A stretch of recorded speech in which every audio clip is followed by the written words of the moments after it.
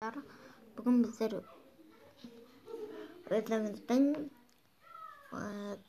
GTA 6 ойынымызды өтірік айтам, өзім нәрсе алып жасадым.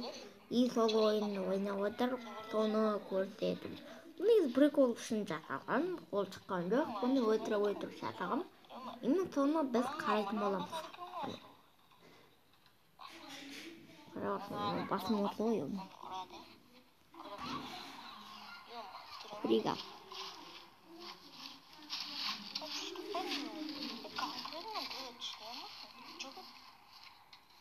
Бәрі тақсылақ тұрып қойды ай.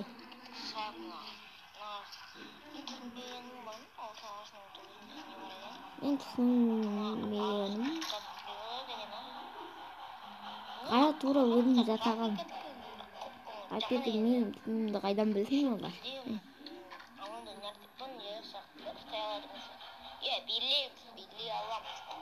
Онда дейді қой. Өтірік білдім. Қазір көрейік па.